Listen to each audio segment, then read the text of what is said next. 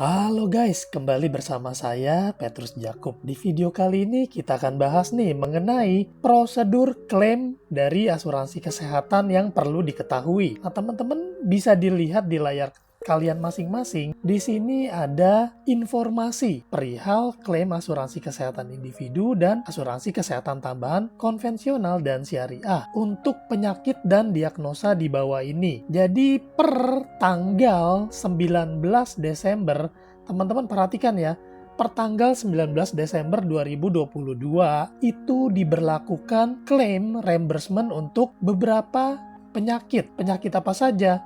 Ini teman-teman lihat di nomor A sama penyakit di nomor B. Yang A adalah penyakit atau diagnosa yang secara keilmuan kedokteran membutuhkan waktu yang lama sampai menimbulkan keluhan atau gejala atau manifestasi penyakit seperti kanker, penyakit degeneratif, dan penyakit kronis lainnya. Berlaku untuk polis yang berusia kurang dari 24 bulan dan pengajuan klaim pertama kali untuk penyakit atau diagnosa tersebut. Jadi, kalau kita baru daftar asuransi dan polis kita belum lebih dari 24 bulan, maka kita harus perhatikan hal ini teman-teman. Kalau terjadi klaim, apakah termasuk dalam kategori ini? Kalau iya, berarti klaimnya berlaku reimbursement. Artinya kita harus bayar pribadi dulu, barulah kita bisa klaim. Tetap diganti teman-teman. Tetap diganti sesuai dengan ketentuan tentunya ya. Dan ini yang B adalah penyakit lainnya yang tidak ada indikasi medis perawatan. Untuk informasi lengkapnya ada kok informasinya di websitenya Allianz, allianz.co.id. Nah ini URL-nya, nanti teman-teman bisa langsung menuju ke TKP. Kita bahas satu persatu. Ini ada pertanyaan dan ada jawaban. Pertanyaan, apakah Allianz tetap membayarkan klaim secara cashless untuk produk HSCP, HSCPX, dan HSCP Plus? Ini adalah 3 produk asuransi kesehatan dari Allianz yang menjadi unggulan, yang sekarang hanya ada HSCP Plus ya teman-teman ya.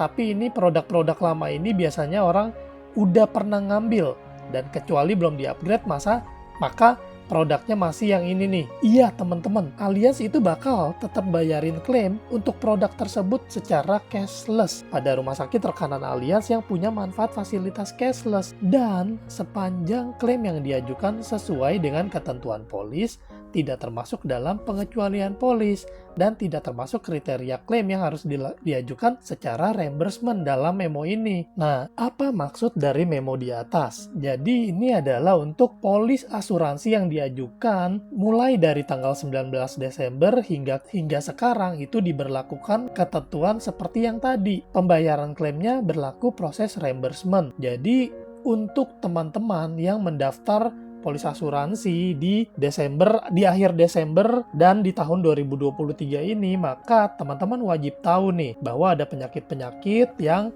harus klaimnya secara reimbursement. Jadi inilah sebab kenapa sih kita harus punya polis jauh-jauh hari, supaya umur polis kita di atas 2 tahun dan kita bisa nih menikmati manfaat cashless untuk penyakit apapun. Nah ini waktunya 24 bulan teman-teman, 2 tahun dari polis berlaku. Tapi untuk polis yang sebelum 19 Desember, maka ini Admedika akan melakukan assessment untuk mengetahui apakah ada indikasi pre-existing condition di polis tersebut. Kalau terdapat indikasi PEC dan selling agent termasuk dalam daftar agent yang di-flag, maka pengajuan klaim pertama kali itu akan diarahkan melalui proses reimbursement. Dan bila ternyata setelah melalui proses assessment tidak ditemukan adanya indikasi PEC, maka pengajuan klaim dapat diproses secara cashless. Lalu pertanyaan berikutnya, bila klaim pertama sudah diproses dan disetujui melalui proses reimbursement, bagaimana dengan pengajuan klaim selanjutnya?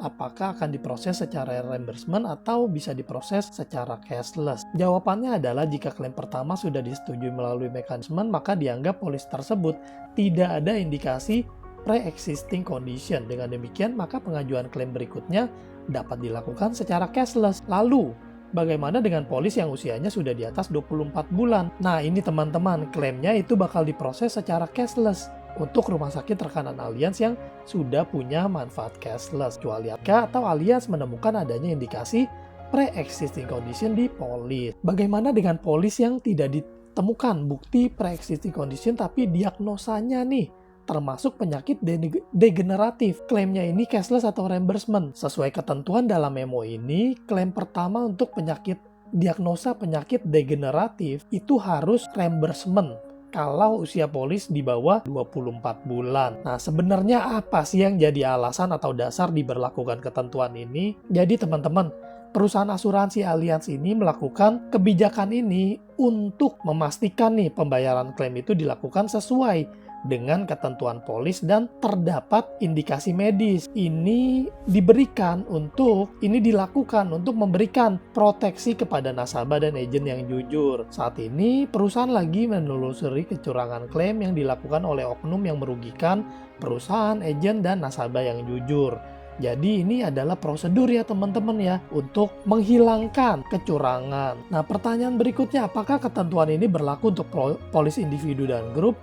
Ketentuan ini hanya berlaku untuk polis kesehatan individu, baik itu stand-alone dan rider. Tidak berlaku untuk polis group insurance. Teman-teman pasti bertanya ya, apa sih yang dimaksud dengan penyakit degeneratif dan apa saja contoh penyakitnya? Penyakit degeneratif ini adalah kondisi kesehatan yang menyebabkan jaringan atau organ memburuk dari waktu ke waktu. Penyakit degeneratif ini membutuhkan waktu yang cukup lama untuk muncul gejalanya dan tidak mungkin muncul mendadak dalam waktu yang singkat atau hanya beberapa bulan saja. Contoh dari penyakit degeneratif ini adalah jantung, kencing manis, diabetes, stroke, kanker, Parkinson, dan lain-lain. Nah, pertanyaan berikutnya terkait poin B pada memo, yaitu penyakit lainnya yang tidak ada indikasi medis perawatan. Apa saja contoh penyakit lainnya yang tidak ada indikasi medis perawatan ini? Contohnya adalah COVID-19 dengan gejala ringan, di mana sesuai ketentuan Kemenkes, COVID-19 dengan gejala ringan tidak diperlukan rawat inap. Diare, di mana tidak ada tanda-tanda dehidrasi atau infeksi lainnya. Nah, klaim ini juga berlaku untuk di luar negeri ya teman-teman ya. Jadi di dalam dan di luar negeri. Lalu pertanyaan berikutnya, apabila polis individual health stand-alone dikonversi ke rider health, apakah perhitungan 24 bulannya mengikuti ketika rider health disetujui atau tidak? Nah, untuk konversi dari polis individual health stand-alone, perhitungan 24 bulan itu dihitung dari tanggal efektif rider health. Jadi jawabannya adalah ya, mengikuti rider health disetujui. Lalu bagaimana untuk polis yang melakukan konversi rider health ke rider health lainnya? Misalnya dari HSCP ke HSCPX, atau dari HSCPX ke HSCP Plus, atau melakukan upgrade plan di rider health yang sama. Misalnya plan klasik di HSCP Plus ke Classic Plus. Nah, ketentuan 24 bulan di memo ini untuk kondisi tersebut terhitung dari tanggal efektif rider health atau plan rider health yang lama. Nah, ini teman-teman ketentuannya seperti itu. Jadi mengikuti rider health yang lama ya. Lalu, apakah ketentuan ini berlaku juga untuk polis yang melakukan pemulihan polis? Jadi kalau polis dipulihkan itu ya semuanya sudah tahu ya jawabannya ya. Berlaku terhitung dari tanggal polis dipulihkan. Pertanyaan terakhir, apabila polis sudah dikenakan ekstra premi untuk penyakit yang disebutkan di memo ini, apakah kebijakan di memo ini berlaku untuk polis tersebut? Tidak, jika dalam SPAJ nasabah sudah menyebutkan penyakitnya dan oleh underwriting telah dinilai dan diterima resikonya dalam bentuk ekstra premi, maka biaya perawatan untuk penyakit tersebut bisa diajukan secara cashless. Nah, teman-teman, semoga informasi ini boleh bermanfaat ya buat teman-teman semua, dan bagikan juga kepada teman-teman lainnya, saudara, kerabat, teman-teman yang membutuhkan. Sampai jumpa di video lain, saya Petrus Jacob. Tuhan memberkati.